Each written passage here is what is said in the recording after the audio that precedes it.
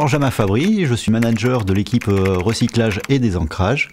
Au sein de notre équipe, nous sommes 11 personnes, 7 techniciens, 3 chefs de projet et moi-même. Une des thématiques concerne les stickies. Ce sont des particules souvent issues de colle qui viennent se déposer sur les machines à papier, qui conduisent à des dépôts, des casses sur machine et des défauts qualité.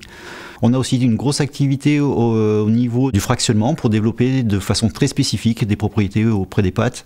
Ensuite, au niveau plus matériel, on va se retrouver avec tout le panel au niveau laboratoire pour simuler ce qui se passe au niveau des chaînes industrielles et tout ce qui est caractérisation.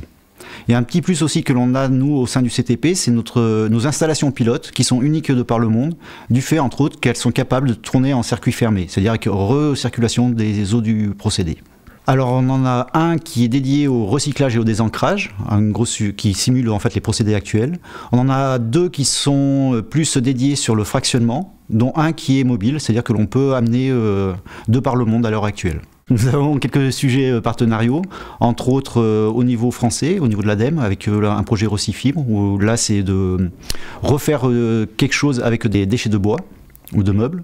Et on a aussi un gros projet au niveau européen, tout ce qui concerne le Provides.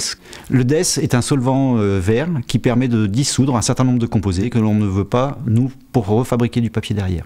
2016 a fait ressortir un projet qui a vraiment eu un gros impact au niveau de nos clients sur l'amélioration du rendement dans les chaînes de désancrage, où en fait, en jouant un peu avec les paramètres du procédé, on est capable de gagner entre 1 et 2 points de rendement. Ça peut paraître petit comme gain, mais pour une usine qui représente à peu près 200 000 tonnes par an, ça fait une économie de 380 000 € par an.